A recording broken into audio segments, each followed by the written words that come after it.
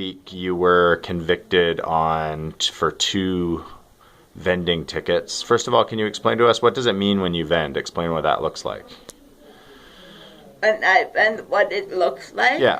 Well, I have my stuff, like I'll have shirts and stuff in one side, pants, and other stuff like jewelry or whatever, right? I have it all like that. Anyway. And you lay it out on the street? Yes. Yeah. Where do you live? At the Empress. Okay. And so you live in one small room at the Empress? Yes. So you don't have a backyard or a garage? Backyard. I don't think the police would like it if I went and did my vending right by their doorstep. No, I don't think so. No, I don't have no backyard, but I do have a back lane. So where do you get the things that you vend? All over. In fact, today I found a pair of steel-toed shoes, size 11, work one. I look at them. Well, actually, I don't know the price of stuff, okay? But somebody told me I could get $30 to $20 for those shoes. And sometimes I get them from people that sometimes they have the money that they need, so they don't want to vend no more, so they sell their stuff for really cheap, right? Where you can make a profit. I buy off them sometimes, and then sometimes people stop by in cars and they'll give you stuff to sell. Some really good stuff too. In fact, the stuff I get from there, I get more than what I get sometimes, because most of the time the stuff that I sell, they're only about $1, $2 to $5, right? So why do you need to vend? Well, geez, did you look at my income? What would you do? What is your source of income? Old age pension. So how much do you get a month? $525. Wow. And how much do you pay in rent? $455, and I pay $5 to the bank, so you may as well say $460, which leaves me with $65. So how can you possibly make ends meet on $65? I vend. I could do other things.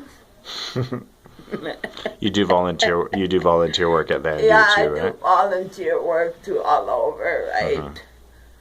Anyway, but I could do more because, well,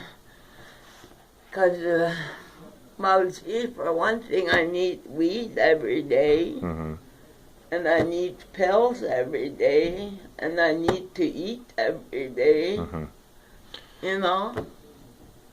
So I need money every day. Sometimes I'll work one day and I won't work the next day, because I stock up on my weed sometimes. So when did you start vending? Like, when did you end up in this economic situation?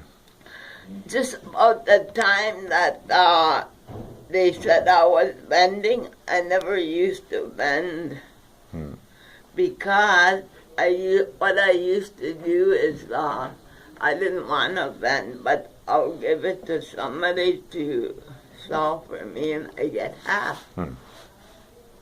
That's what a lot of people do out there. They don't want to vend, but they'll give you stuff to sell, but they get, I guess you would say that's on consignment. Yeah.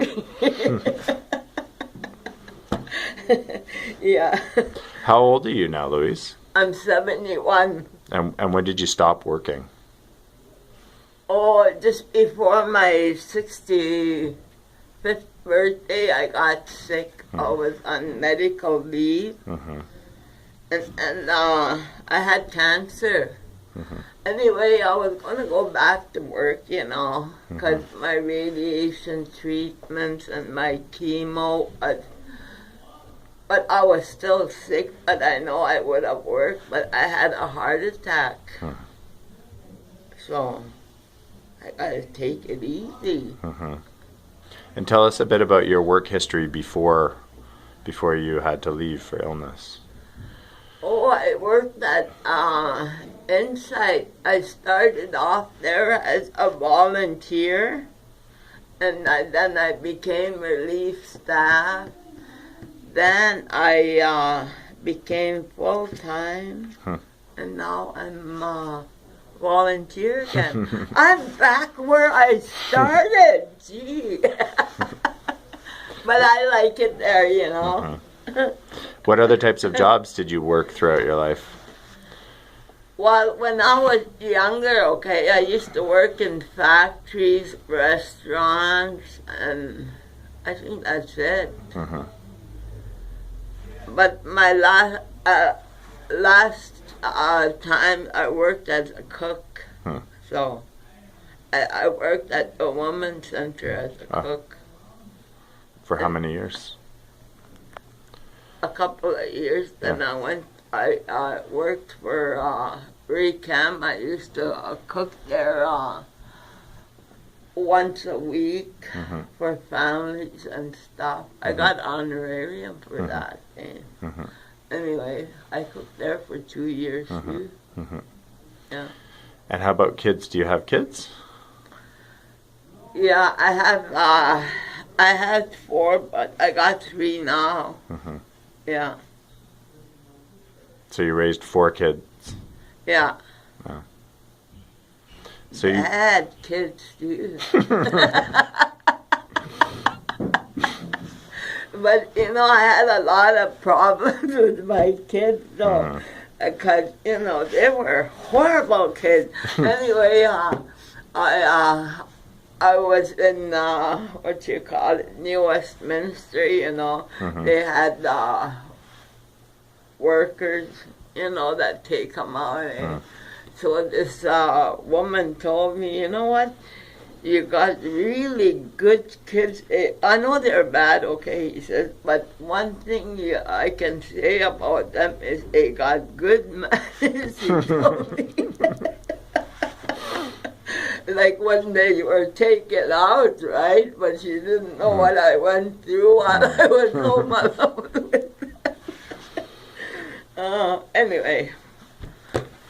And you, that's not another chapter of your life. Yeah. And you went to residential school in Manitoba? Yeah. Yeah. From what age to what age? I know I quit school. I just turned 14. Actually, I got kicked out. I never quit.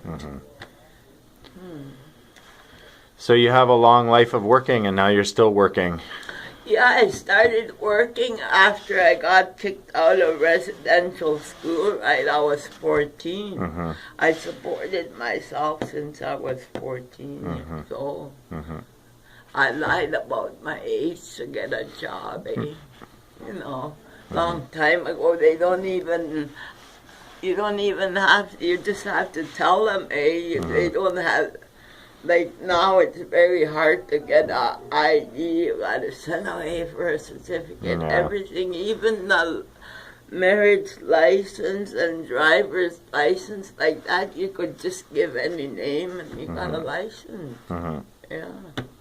So, what did it make you feel like after all those years of working, and you're still just trying to survive, and the police come along and give you a ticket for vending and tell you you're being a criminal?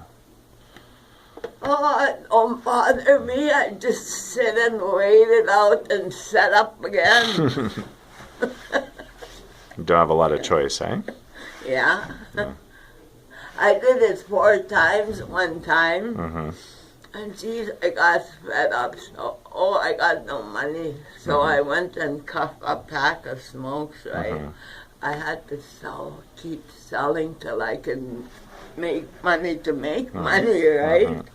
'Cause I'm paying full price for it at the first time, right? So I got to make money. That's how I made it, selling cigarettes.